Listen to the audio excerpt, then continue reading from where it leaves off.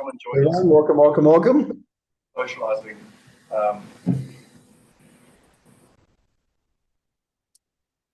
Just letting everyone in the room.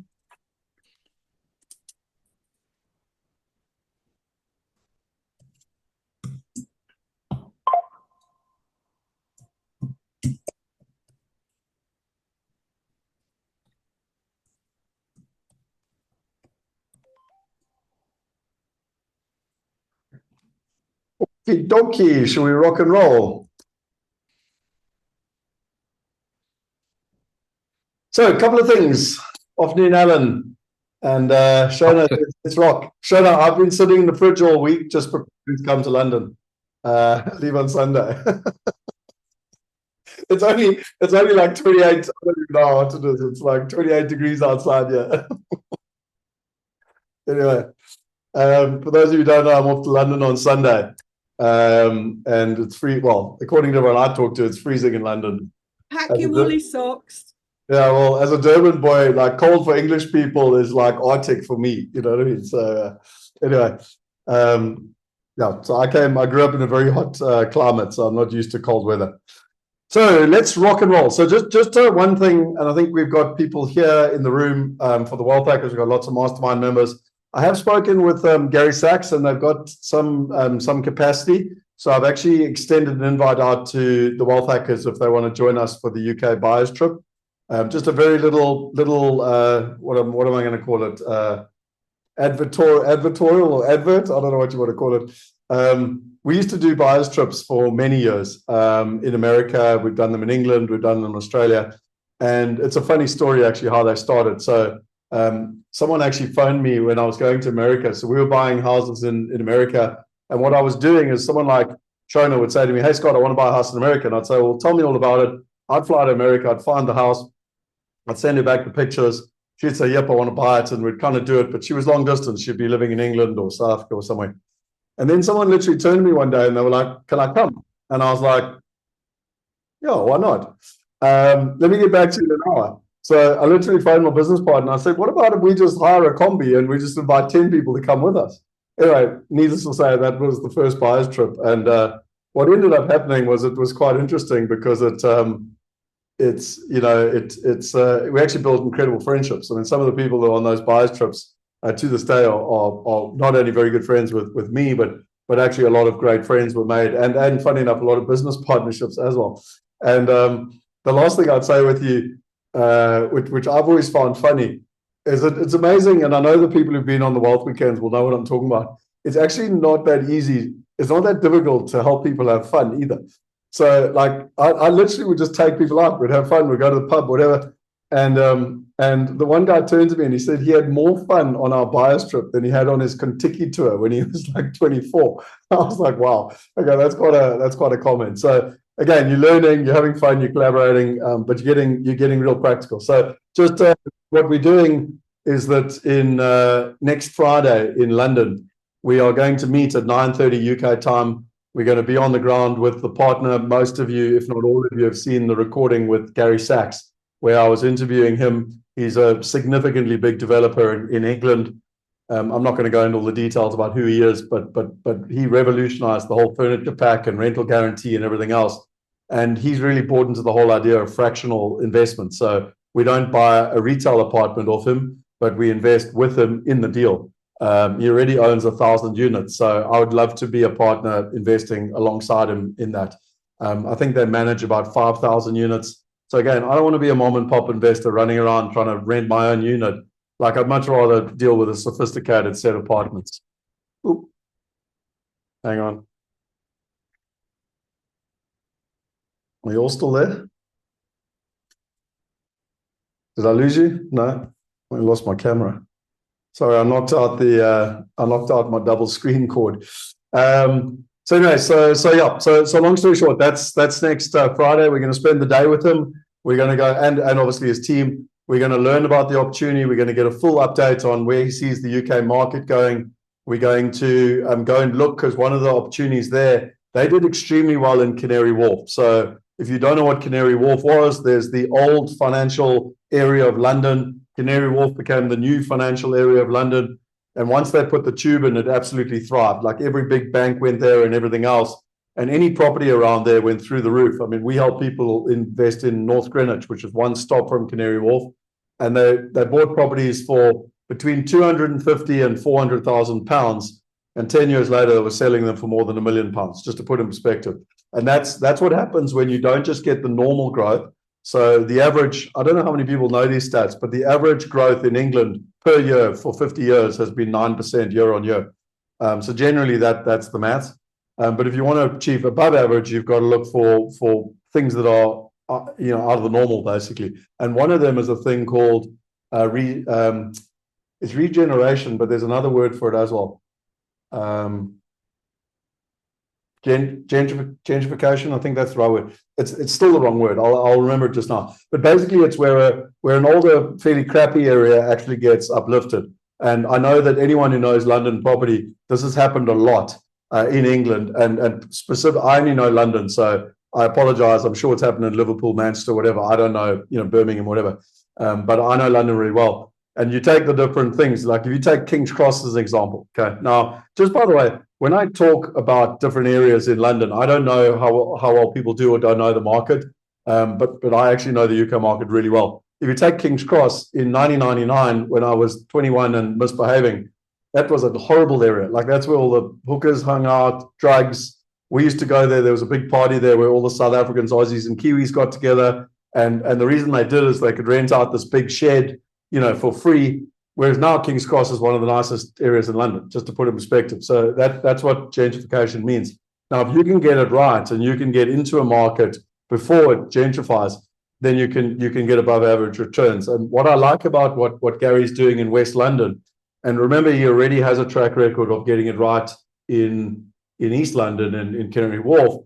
He's pretty much saying this is the new Canary Wharf because of the Elizabeth line that's been put in, which is a new tube station. There's the massive international train that's being put in.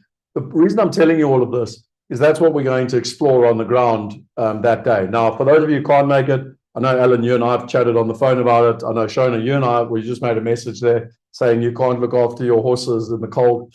I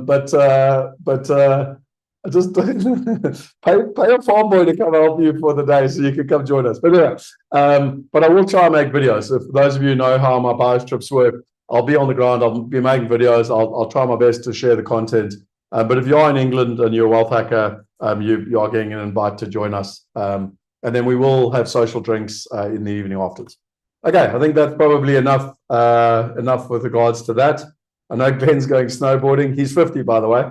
And so, peaceful, or what's it called? Good luck to Glenn, because when I went snowboarding at 45, I smashed my wrist and ended up in hospital in England.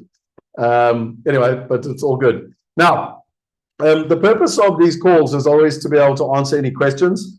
And we did have a little bit of a blip on our radar. We are due to have Manhattan live, so a new deal in terms of Manhattan live. And unfortunately, my CIO, who's also my CFO, his father died last week. And so he's been in Portugal trying to solve it. Today's actually the funeral. And as much as he promised us he'd be able to get stuff done, my dad died in 2005, and I was a mess for 2 or 3 weeks. And unfortunately, that's created some delays for us in terms of getting that Manhattan deal live. We also heard yesterday, if you've invested in the German deal, I would recommend watching the recording, or it should be emailed to all the German investors. But unfortunately, that deal fell over. It's quite a thing, actually. The partner put in 300,000 euros themselves. These are the type of partners I want to work with, by the way. Like, they've got seriously vested interest and skin in the game. And he agreed with the seller that everything was in place in November and that they would close or transfer, settle, whatever language you want to use, in January. And in January, he got hold of the seller and he was like, right, let's do the contract. He had everything now. He had the banks, the financing, the deposit, everything sorted, the legals, everything. And the seller said, no worries, I'll send it to you. I'm just busy. And then a week later, phoned him and said he'd sold it to someone else. So unethical behavior, which I know is prevalent very much so in England as well. In America, you'll go to jail, not jail, but you'll be sued and you'll effectively get blacklisted as a buyer or a seller. The Americans have an extremely efficient market, and that shit doesn't happen. Like, it just doesn't happen in America.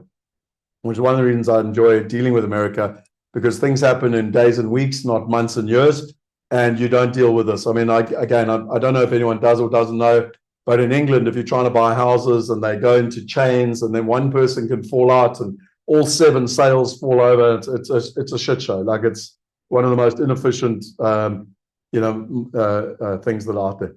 Okay, Shona said, how will the apartment deals be structured if it goes ahead? It is going ahead, Shona. I'm flying to London for 2 reasons. One is to make this deal happen, and 2 is to see the mastermind members and to do a buyer's trip. So, which today we've invited the wealth hackers as well. And I have tried to put a deal together with Gary and his team for the last 18 months. He's very keen. Every time I do a challenge, I screenshot him on stage and I say, everyone wants this opportunity. But what I've learned with developers, and again, I don't know how many of you have got experience dealing with developers. They're very busy. They're very arrogant. I'm sorry to be direct, but it's the truth. And it's very hard to capture their time. So having dealt with this problem for 20 years, the only way to solve it, whether they're in England, America, Australia, South Africa, was to get on an airplane and say, I'm coming to see you and I need a day of your time. And that's very different from, we're on Zoom, I've got half an hour. So I'm literally coming, I'm sitting down at 2 o'clock UK time on Tuesday, and I've got the rest of the afternoon and evening with him and his team. My business partner and I spent the whole of last weekend working on the models. So we're coming in guns blazing. Like, I'm not walking out of there without a deal. And also, by the way, I don't know if I'm giving away too many secrets here, but if you see what I've done, I'm going on Tuesday to set up the deal, and I'm bringing in at least 10. There's 10 confirmed people coming already.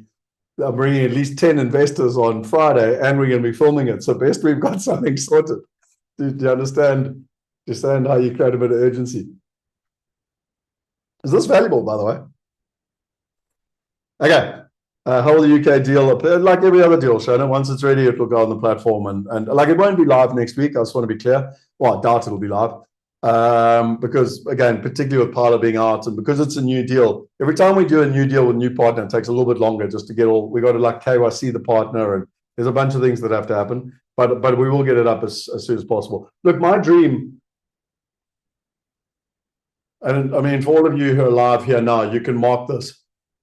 I think that buy-to-let investing in its traditional form is dead. I think it's done. Okay, like, I think people are more and more waking up to the fact that you go buy a house, it's full of hassle, it doesn't actually make you a return, and it just doesn't work.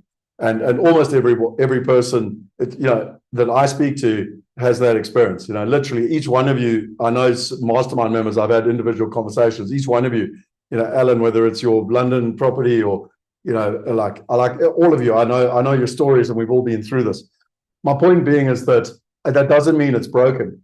Like, so institutional capital at scale is actually coming into residential property, but it's how do you do it at scale, not doing it like a mom and pop. Does that make sense? So I fundamentally believe, Archie, you're not on screen, right?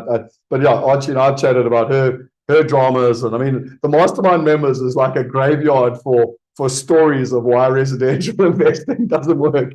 It's like a doomsday little room. But with all seriousness, I think to be able to partner, and again, I now talk to you not only as investors, but like if you put a business brain on, which is about what we're about to pivot into, is that I think it's a significant opportunity. Like, imagine being able to say to people anywhere in the world, they can be American, they can be Singapore, they can live in Australia. There's very few people that don't want to own a piece of London property. I mean, think about it. It's the number one seller all over the world.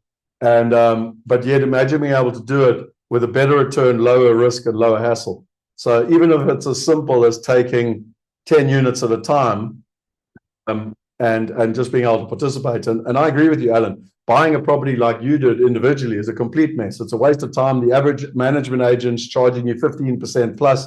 Then you got your taxes and rates, and you got to own an offshore structure. And it's a shit show. Even if you're getting a good return from the property, by the time you dilute all the other expenses off, it doesn't work. But if you do it at an institutional level, that can change dramatically. So that's literally why I'm going to London in terms of that process. So the next question that I wanted to pivot to was the question that Glenn asked, and Glenn literally said, and let me read his question again. And Glenn, thank you for sharing questions, because again, I say this every week, the more you ask me questions, the more I can come and help you. So Glenn said, what am I going to do today that will make me money while I sleep? And what can I do today that will improve the lives of others? Those are the questions I ask myself every morning to prepare for the first day. So what came to mind for me, Glenn, when you said that, was the first thing, which I know you're already doing. So the first thing you should do is do the passive income challenge. And I'm assuming everyone here is either doing it or done it, because I learned a big lesson from that story of Derek, and you've all heard me talk about it, but it's so fundamentally important, because people sit and they go, I want $6,000 passive income, or I want 20, or whatever it is. But it's like anything in life. You know, they always say, what's the hardest part of running a marathon? It's taking that first step. And that's the whole idea with the passive income thing. It's just get started. So the first thing is the passive income challenge, if you haven't already done that. And that's really, we just designed that to make it easy for people so that they can actually see it's tangible. The next thing that made me think about it is when I saw your question, Glenn, was not just like, how can I make money while I sleep? But actually, we've kind of got this paradigm where, you know, because the returns are pretty stable, like they kind of 7 or 8, maybe 6 to 8% cash on cash, and kind of 13 to 15% IRR, that's not going to change much. Like if you want to go higher returns, you're going to go higher risk. Okay. And don't get me wrong, you might get 17, 18, 19, 20s, but you're also going to get 12s and 11s and 10s. Are you with me? So if you take back to an average of 15, you're probably, so then you've only got two choices. You can either have more money and less time, or you're going to have less money and more time. Like it's literally a seesaw. Like there's no way to fix it other than increasing your income, which then means you don't need more time. Does that make sense? So I don't want to sit here today, because technically we're investing, and specifically passive investing. But I just thought to myself when I saw Glenn's question, and I thought, well, I got trained by a guy called Chet Holmes. And I don't know if you do it or know. Funny enough, I was watching Tony Robbins this morning. He's running a master, whatever you want to call a masterclass challenge, whatever.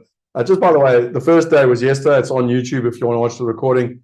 Day 2 is today and day 3 is tomorrow. And I mean, I've seen Tony Robbins more than most people. I've been to all his events live. I've been to Fiji. I've been to America multiple times. I've done it in England. So I know a lot of his content really well. And there's a lot of repetition for me, for someone who's been a lot of the time. But it's a bloody good refresher as well. So that's why I'm enjoying it. And I quite like it because it's only 3 hours. Like I don't have to do it for 3 16-hour sessions. If you do UPW, it's 4 days for like 16 hours at a time. So 3 hours times 3 is pretty good for me. Don't know. I'd recommend it if you go watch it. But what made me think of it, and again, I don't know if people are interested in this, but I got the rights for Tony Robbins and Chet Holmes. So they built a business called Business Breakthroughs, and they were distributing it around the world. They were going to England, to Europe, to Australia. They were already in America, obviously. And I literally was there in person with them, and I was like, well, what about Africa? And they were like, no, we don't have anyone in Africa. I was like, well, can I be Africa? And they were like, yeah, why not? You're here. Again, power of proximity. I guarantee you that wouldn't have happened if I'd emailed them. But I was literally in Fiji. There were only about 30 people there. And so I got the rights for Africa. And the problem is, if you're going to be someone's business partner, they have to train you. Okay. So I got all the training free from Chet Holmes and from Tony Robbins, which there's not many people that can say they've been into business with Tony Robbins and been trained by him. And what's important is that Chet Holmes doubled the sales in 50 of the Fortune 500 companies. Now, to come into like a wealth migrate and double our sales, that's impressive. But to do it in a Fortune 500 company, which is the top 500 companies in the world, that's seriously impressive. And Charlie Munger, who was Warren Buffett's business partner, recently passed away, literally said to Chet Holmes, are you lying, cheating, or stealing? Because how do you keep doing this over and over again? Like Chet Holmes actually worked for Charlie Munger. So when Glenn asked the question, I don't know if I'm pivoting too far. And just to be clear, if you're happy with it at a wealth hacker, I can always go down tangents. When someone spent as much money and time in personal development as I have, you ask the question, I'll give you the solution, I think. Not always. If it's about relationships, I'm probably not the person to ask. But anyway, the point being is that I wanted to share this with you. So it's an old presentation. it even, I got it ready for you. And even me, I was like, wow, these slides are old. But I just wanted to share with you some things. Now, I don't have time to do the whole presentation for you. And if you want me to, we should do that at a separate time. But I just wanted to find you a couple of slides here that are relevant. Now, this is built more for kind of business owners and kind of people that have businesses. But actually, I thought not only do a lot of people already have businesses and this could be valuable, but I also thought if you're wanting to make income and revenue, the principles are actually quite similar. So let's just go through them quickly. And I'm only going to choose particular slides today. And if it's of value to people, then Archie's also on it. Archie, of course you would be on it. You and me are like the personal development junkies more than anyone I've ever met. Probably Alan, me and Archie are like going for the record as to who goes to more events. Okay, so the first thing I just wanted to share with you is that when we do this training, the single most important thing in sales, business, and to be honest, whether it's generating revenue, is skills. You know, it's this classic example of people think they need to work harder, work harder, work harder. It's got nothing to do with working harder. It's literally got to do with working smarter. And by the way, it's the exact same principle when it comes to investments. A little bit of mindset here. Most of you will hear what I say, understand intellectually, agree with the principles, know the thing you should do, and then you will not do it. Like literally, like statistically, 96% of people know what to do and actually don't do it. So I'm not going to go through all the psychology stuff, but what I did want to do is take you to this next slide here, which was probably one of the most profound lessons that I got from Chet Holmes. So this was 2011 for me. And up until that point, I've been running my own business since 2004. So what's that, 7 years? And I've done a lot of courses, been on a lot of books, you know, everything, done, like read it all. And one of the things I really enjoyed was that Chet Holmes said, listen, if you want to double sales in a company, if you want to increase your revenue, if you want to increase your income, there's literally 12 things you need to do. And he was a karate master. And his philosophy was most people are trying to do 4,000 different things. Archie, this is a comment to you and me. They're trying to do 4,000 different things. Rather do 12 things 4,000 different times. So if you think of the analogy, like, and I'm not karate, so I'm not even going to try to do it, but if you take that movie, wax on, wax off, wax on, wax off, it's like just doing the same movement over and over again until you're a master. And when he showed me this picture, which you can see on my slide here, he said, becoming a master is not about doing 4,000 things. It's about doing 12 things 4,000 times. And I mean, he was a black belt Dan in karate. And then it only takes one or two areas that makes all the difference.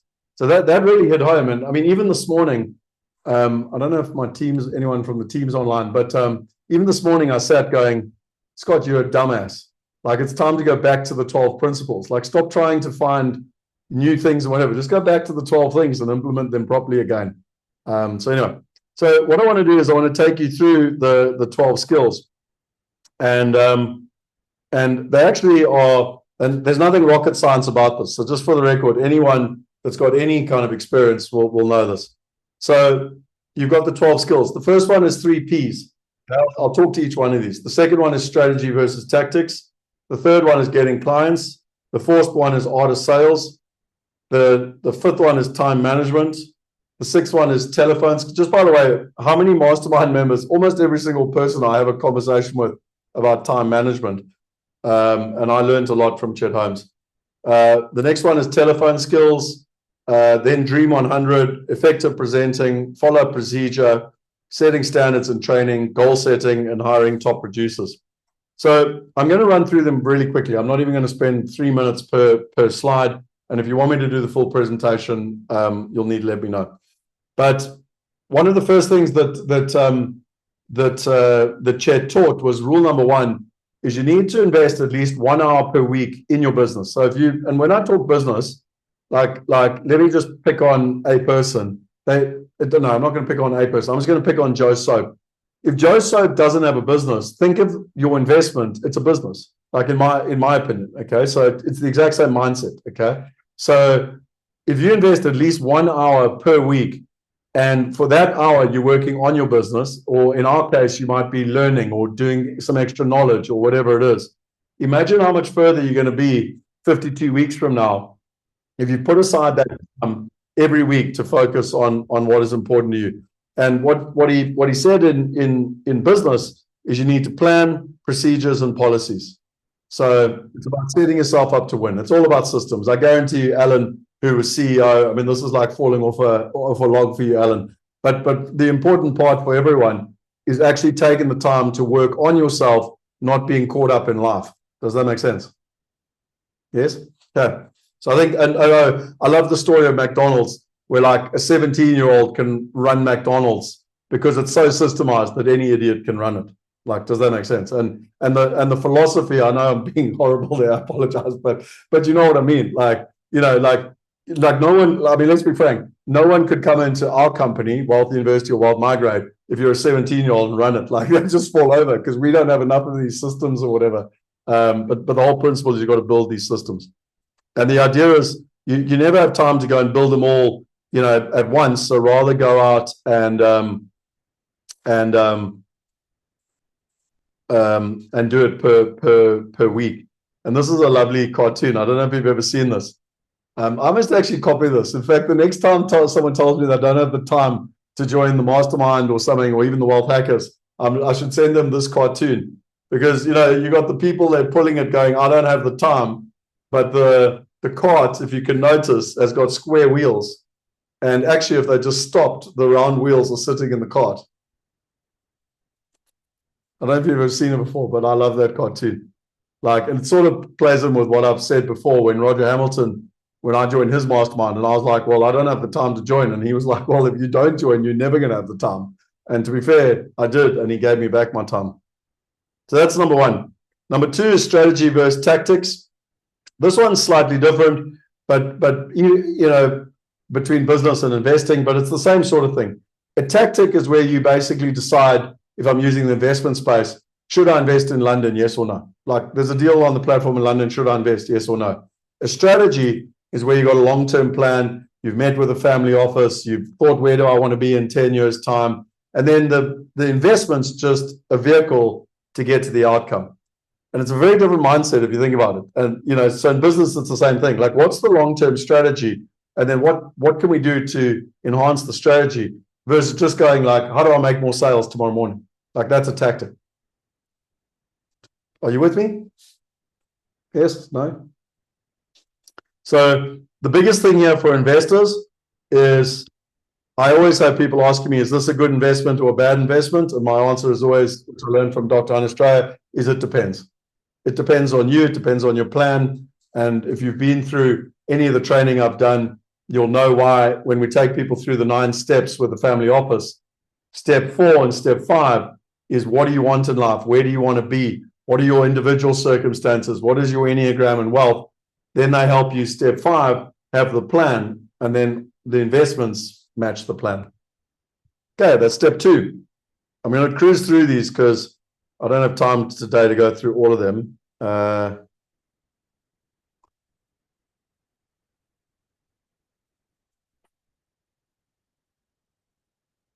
Oh, come on, man. Why is this thing bouncing? Sorry.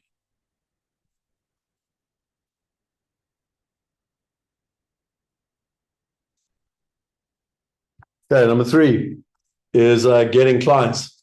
So this is obviously more business orientated, but what was interesting here is that to get more clients, and funny enough, I'm literally sitting on a coaching call. Alex and Shane, why they're not here, is they're on a coaching call right now. But he used to say that you should be spending at least 2.5 hours a day outward focusing, and if you knew, 4 hours a day. Alex Hormozy says that whatever's important to you, you should be spending 4 hours a day on it. If investing is important to you, then that's what you should be spending, you know, your time on. And basically what you focus is what you get. And the whole idea was, how do you go out? How do you entice and add value? Obviously, in the investing space, it's slightly different. This might be, you know, because you don't, in my opinion, you don't have to go out and find new deals. That's what we're trying to do. But it is really important to be enhancing your knowledge in terms of that process. Okay, so that one's more business related, I'd say, get clients, but still the time focus is important. Understanding the art of sales. Again, this is probably not relevant to investing, but the whole thing that I enjoy here is how he turns. I'm going to show this. I'm going to show you this as a slide, basically. So most salespeople literally do this the wrong way around. So what they do is they talk all about themselves, okay? And, but there's actually a way to do it. So you establish rapport, find a need, build value, create desire, overcome objections, close the sale, and then follow up. And what's fascinating here is that in terms of time and energy, most salespeople, spend the least amount of time establishing rapport and try and spend all the time of closing objections and overcoming objections and closing the sale. And the whole point is that you need to turn it on its head like that. So a bit of sales training for people in terms of that process. The fifth skill, I'll do this one properly because I think this one's quite important. Time management. So it's been my observation that most people get ahead during the time that others waste time. Time is your most valuable asset.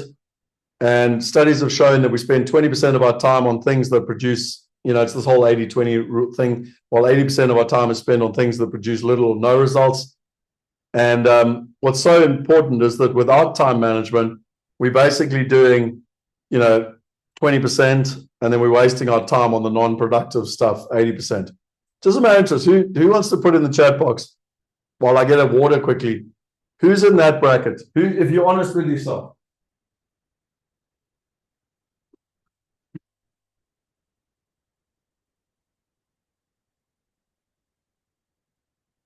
Frankie's the only honest one. So no, probably me. Glenn, Archie.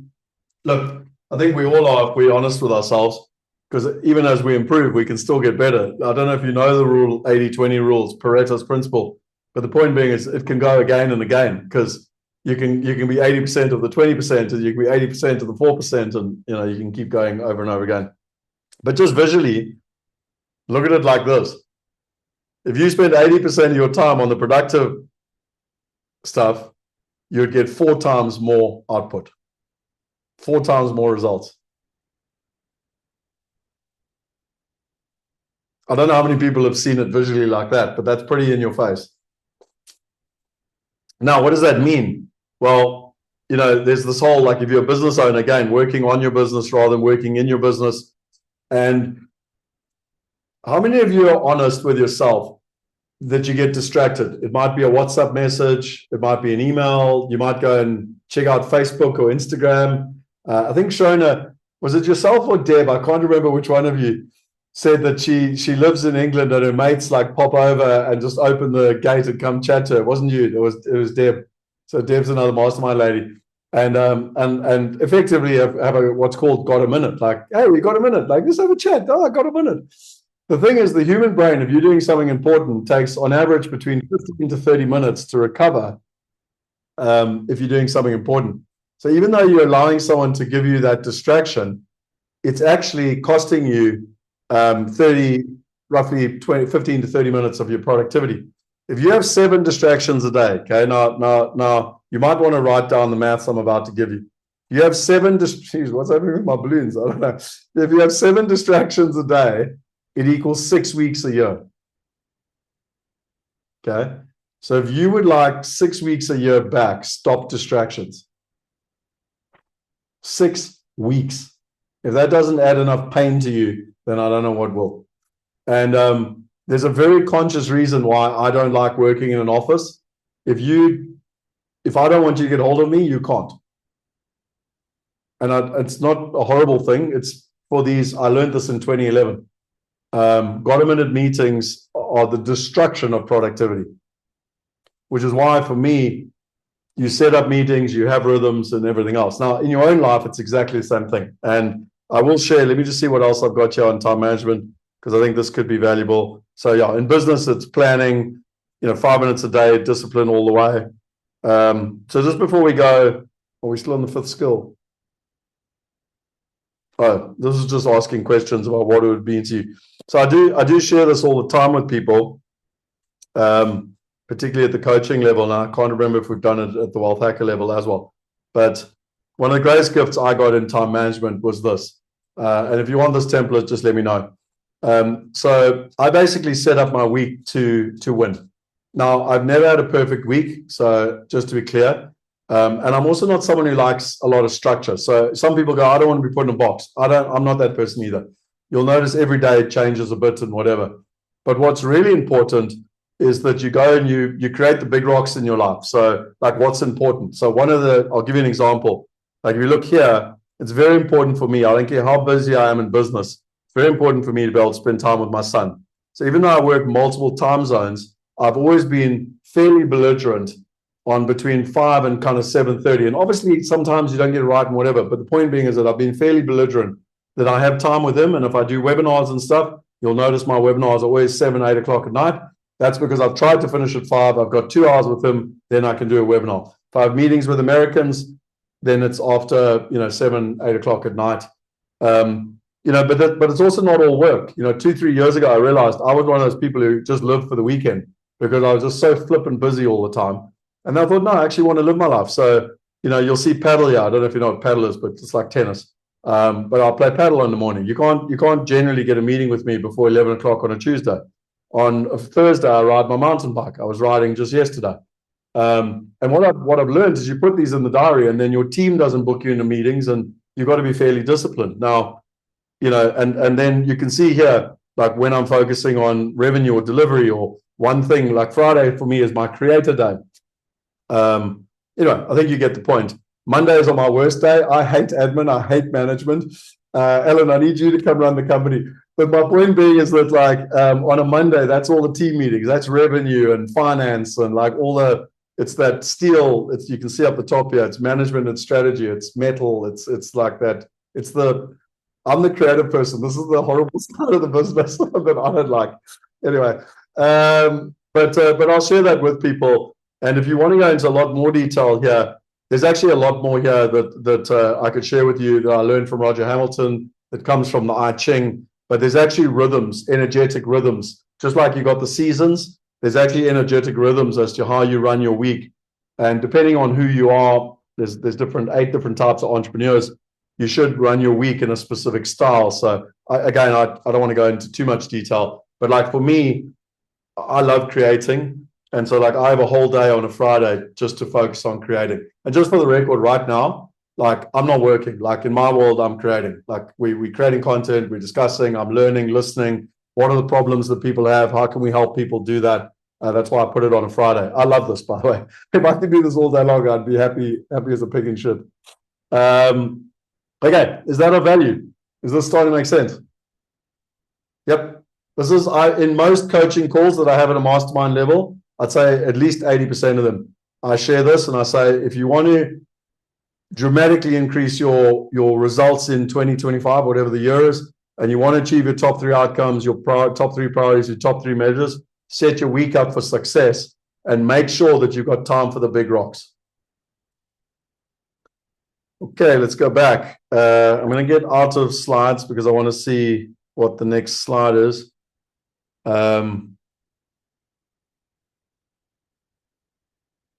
Okay, the next skill is mastering the telephone. This is a funny one. And everyone thinks that we've all gone into kind of social media and emails and everything, but there's still nothing more valuable than picking up a telephone. And so what are your skills? And funny enough, Alex and the team and Shane were in training the whole of yesterday afternoon and the whole of this morning on telephone skills. So if any of you talk to them, I hope you see a dramatic improvement in terms of where that is. So there's a whole technique to it around everything from your voice to your tonality to this is all about authenticity, but pace and rhythm, authority in your voice, attitude is very important, self-esteem, maintain control, etc. This is one I quite like, and this is relevant in anything in life. Rejection. So most people, to make a sale on average takes 8 times. Okay, so anyone that's in sales, and by the way, we're all in sales, because every single one of us has been a child, and therefore every single one of us sold to our parents at some point. But generally it takes 8 rejections. And the stats are 48% of people stop at rejection 1, 20 stop at rejection 2, 7 stop at rejection 3, 5% stop at 4, and only a very few get to 8. And the metaphor I like to use here is, how often did you give in to a kid if you were a parent, where they just kept going, can I have the ice cream? Can I have the ice cream? Can I have the ice cream? It's just like, just have the bloody ice cream. Like, anyway, so just a tip there for life. Okay, what's number 7? Number 7, this is probably one of the most valuable ones. I use this a lot, even in investing as well. So they call it the Dream 100. Like, who would be the top clients or the top partners that you would want to work with? And if you could just work with them, you know, this strategy single-handedly has doubled more of the sales in that, using that shed home analogy, than anything else, because you just focus on the top clients and you stop running around with the riffraff. It's back to that 80-20 rule. We just focus your attention. You might notice since Christmas, I'm only standing here with people that are either wealth hackers or mastermind members. And because we've decided, like, if people are in the free community, that's fine. They can get access to Alex and other team members, but they don't get access to me. It's a good example where you get focused on who you're doing it. Just by the way, at an investment level, again, when 20 years ago, I would run around, 28 years ago to be exact, I would run around and like just look at houses all over the place, and I'd go anywhere, like you names. So if you want to, like, if you take the country of South Africa, okay, you're not going to believe this story, by the way. I left Durban in a car and I drove 2,000 kilometers to Cape Town, and I stopped in every single town and I got the business cards of the estate agents. Okay, like, that's the scatterbrain approach I had. Like, because I thought, well, I want to buy property and I want to help other people buy property, and it could be anywhere. And in England, to some extent, it was the same thing. Like, I knew London well, but we were looking at, you know, North. I mean, I don't know how many of you do or don't know this, but I don't know, it's probably still prevalent.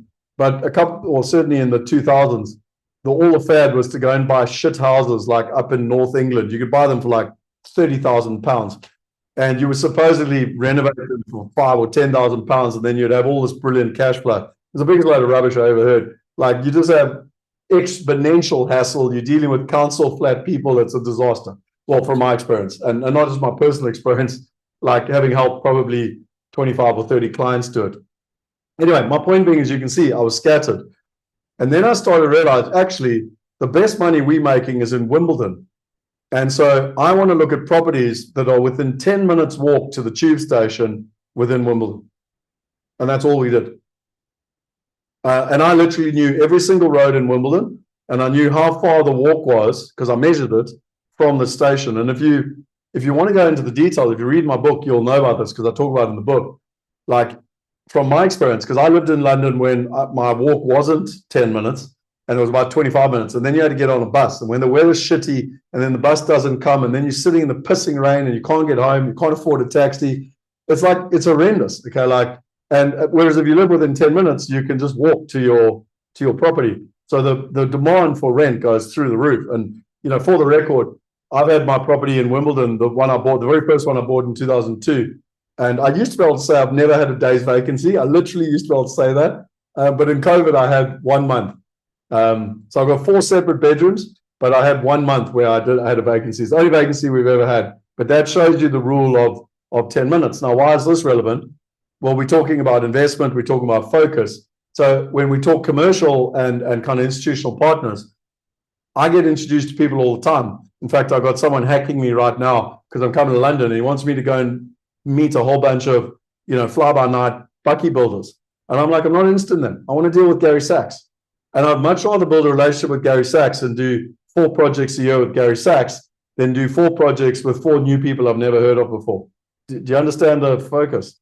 So people always say to me, "Oh, Scott, you don't have lots of new projects on the platform." And we sort of like, no, our intention is to kind of have 10, at most sort of 15 quality partners. And if they all bring between 1 to 3 deals a year, that's somewhere between 30 and 45 deals that we should have per year on the platform. Make sense? Focus. So in business, it's the Dream 100 focus. In investing, it's the same. And just to give you a little bit of stats here, Chet Holmes then goes and tells the story. And you can see here, are you sure you're not Charlie Munger? Are you sure you're not lying, cheating, or stealing? In all my years, I've never seen anyone double sales 3 years in a row. And his whole philosophy was the cream of the crop. So I can't remember what it was, but he was selling advertising in a magazine. And they had 2,200 potential prospects. but he did the maths, and 167 of them were the ones that spent the most money. So he literally went after all of those 167, and within 6 months he doubled the sales. And he just did it over and over again, and that was the important part. Number 8 is effective presenting. I don't think this one's so relevant for anyone here other than people that want to present. By the way, again, I don't know if I should be telling you this, but I'm actually paying a coach at the moment. I got hold of Paul O'Mahony, who's one of the best in the world. I said, hey, Paul, will you train me? And he said, no, I don't have time. I said, well, if you don't have time, who could train me? And he said 2 people, one in England called Robert or Richard, I can't remember, and another lady in South Africa called Sherry Alliston, who I've known since 2007. It's just weird how the world works. And anyway, she's been coaching me since December, and it's been phenomenal. So it's, every part of these, it's not for everybody, but these things are all part. You'll definitely see a significant difference in my presenting style in the coming weeks and months. Number 9, follow-up procedure and client bonding. Again, back to McDonald's. This is all about systems. If you work just for money, you'll never make it. But if you love what you're doing and always put the customer first, success will be yours. I think that one's self-explanatory, but it's just back to time. Oh man, why is this thing bouncing around like this?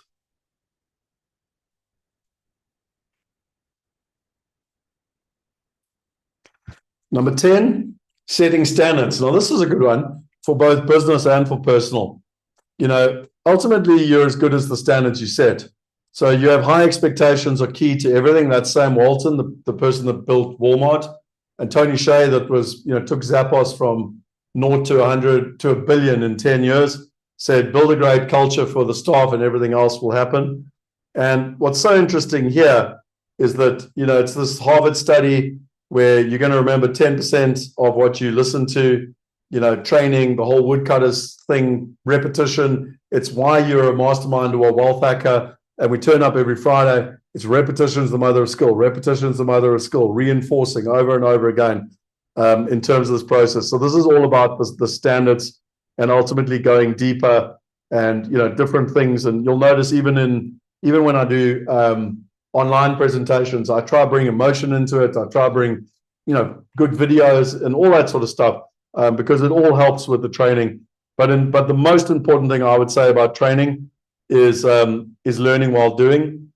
And that's one of the reasons why we've built the Passive Income Challenge, because I don't want people just to have the theory. Like, I want you to get tangible, actionable results in terms of where you're at. Number 11, goal setting. I'm sure most of you have all heard this stuff before.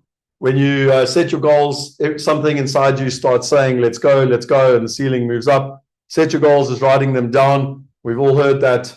By the way, just for the record, I don't know if anyone's heard this, and I didn't want to correct Susanna when we were doing the presentation, but I've actually heard that that's a hoax as well. Like, you can go Google it, that Harvard study about the 97% that, all the MBAs in the 60s, they did this study, and apparently 97% of them had no goals, and then 2% had goals but didn't write them down, and then 1% actually wrote them down. And according to the story, the 1% had like 97% of the wealth, and that's a story used all over the world as to why you should write your goals. Well, firstly, have goals, and secondly, write them down.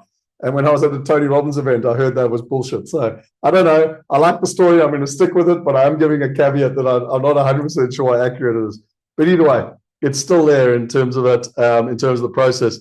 And I mean, for the wealth hackers, what I would suggest you do is, I did a video with Susanna, where she's actually really good at helping me or anyone get very clear. And I literally said, she said, what are the 5 tips for productivity? And I took you through this. So it's literally in the wealth hacker thing. For the mastermind members, I mean, I'm taking you all through it anyway on a monthly basis, because we've all got, if I just use myself, we've all got our top 3 outcomes, our top 3 priorities, our top 3 measures. And then every month we're checking in where we're at, what's happening. And that's the way to turn goals into reality. I'm just trying to think where I could find that for you. Just 2 seconds. There's one visual that I want to show you quickly, because I think it's really important.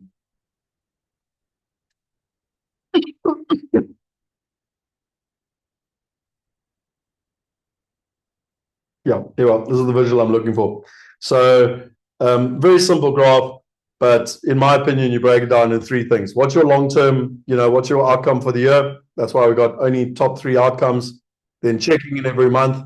What are your milestones? And then down to your daily habits. And we've already spoken today about managing your time, etc., etc. So the only challenge we've got with this video with Susanna is it was an Instagram video, so I was just talking. I couldn't show slides. So yeah, I actually think I'm going to turn that into a course, but I haven't done it yet in terms of that process. Because I just loved the way she asked me the questions, and I actually thought, I literally was sitting there afterwards, and I was going, wow, like that was the best hour I've ever spent on productivity, sharing the skills. Oh, there's the slide there. In terms of that process.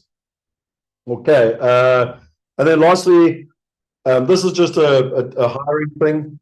And it's how do you hire top producers? And I love this saying. I don't know if you heard it. I use it all the time. Even turkeys can fly in a hurricane. And the whole philosophy is that, like, when the markets are going up, everyone looks good. So again, for me, this isn't so much, obviously if you're running a business, you need to hire salesmen, but it's the other way around. If you're an investor, you need to make sure you're dealing with good partners. And it's how do you make sure you're not dealing with the turkeys? And there's a couple of things here that are important. If the business people want me to redo this, I can. But there's 5 things you need to look for in a good salesperson: ego strength, ego drive, superior skill set, training, market knowledge, and empathy. And those 5 things ultimately lead to results. So in conclusion, oh wait, that's a conclusion for salespeople. We don't need that. No, we don't need that.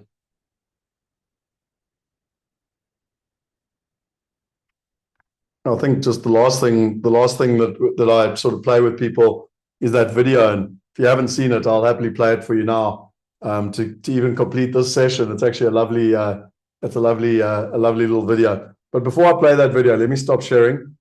I'd like to just know, in terms of from everyone. I mean, obviously, I've just brushed over a 2-hour presentation, but when Glenn asked the question, I thought, let me jump in and share it.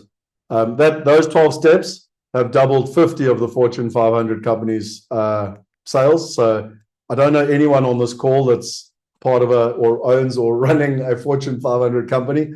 So I think we can all learn something, no matter who you are.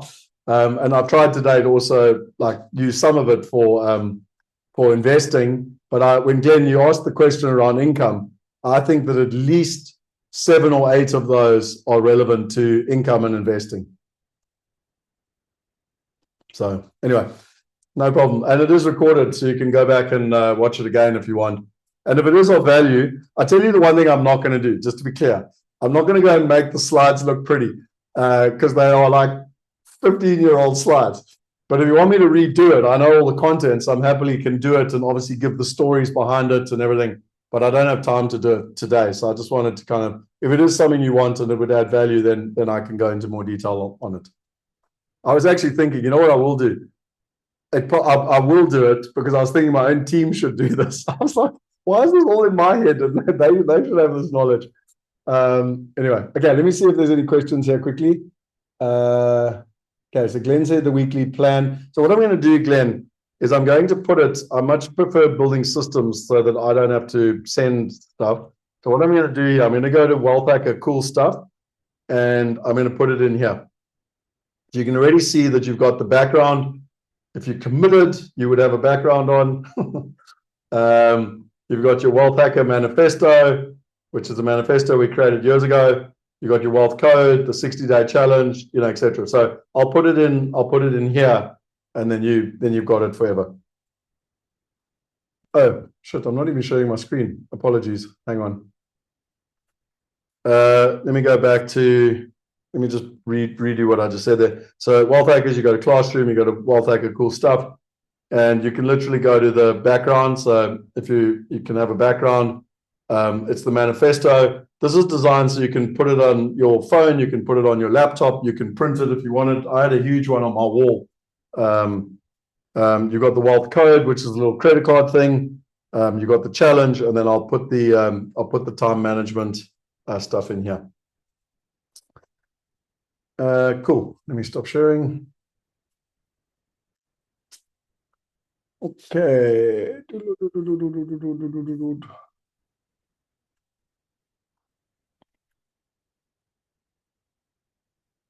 Liz, I don't know what you mean by metaphysics inspired. I'd love a little bit more input there. I don't fully understand what you mean. Sounds very sophisticated. I certainly didn't do it if it's got metaphysics. I didn't know that. So I don't even know what metaphysics is, to be honest. I have found when I'm on my own, I get very easily distracted. I'm scheduling time to sit next to friends who are that way. I focus and pay more attention. Yeah, look, Liz, everything works for everyone. Sorry, that's completely wrong. Different things work for different people. What really works for me is an accountability partner. So I had a very difficult task to do around finances and even around tax.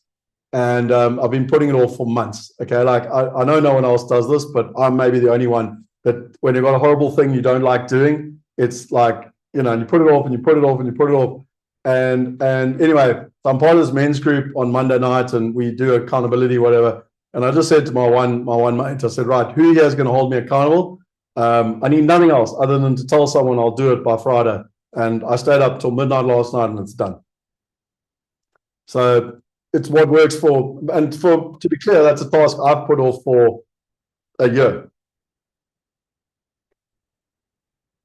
You got me thinking about who my 5-star clients are. Yeah, Liz, that Dream 100 thing is the other thing they talk about is the best buyer strategy. So he talks about like where do your best buyers live, and then go and like focus on that area. And the story he used was there was this little restaurant, and he used to go and eat in this restaurant, and he really loved the food, but it was always empty.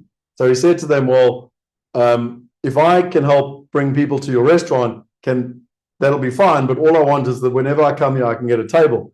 And so he went to in South Africa, we all got these big estates where everyone lives in the state. And he said, give them all a discount. Give them all a voucher. They can come for free.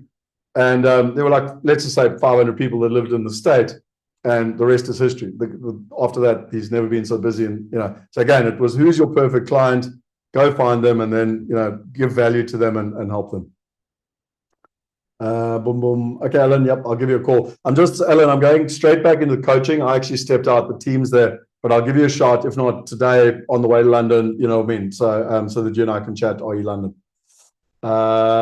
Dude, I've got Riders Camp. I'm glad you enjoyed it, Glenn. Great summary, thank you. Me too, I'm doing my tax return today. Oh, my word. One day when I'm big and wealthy, I'm going to have people doing that admin. I flipping hate it. Metaphysics is a branch of philosophy that explores fundamental nature of reality, including concepts such as existence, time, space, and causality. Thank you, Kelly. Fine. If I copied it from Roger and he did that, well done to him. But I just copied the system. Okay, everyone. So is there anything else that I can help with? The next session, next Friday, I'm not actually sure where we'll be, what time it'll be, 10 a.m. in the morning. So I will be coming live from London. And what I'll try and do is if nothing else, I'll just have my laptop and I'll try and zoom in like wherever we are, whatever we're doing. But my understanding is the morning session, we're arriving there at 9:30, so it'll probably work quite well. And we'll be in the room with Gary and Ian and the team. So maybe you guys can, stream in and kind of see what's happening. But I just want to say a caveat right up front. My focus is for the people in the room. And if the sound's not working or whatever, then unfortunately I'll just have to close the laptop. In terms of that process. I will have my video camera going though. So it might not be real time, but I will get it post the event. Okay. Okay, man. Well, thank you for your time. I hope you enjoyed it. And Glenn, well done for asking the question. You have no idea what I have in my treasure trove. If you ask me, I almost guarantee you I have a PowerPoint if someone asks the question. So the more you ask the questions, the more I can help and add value.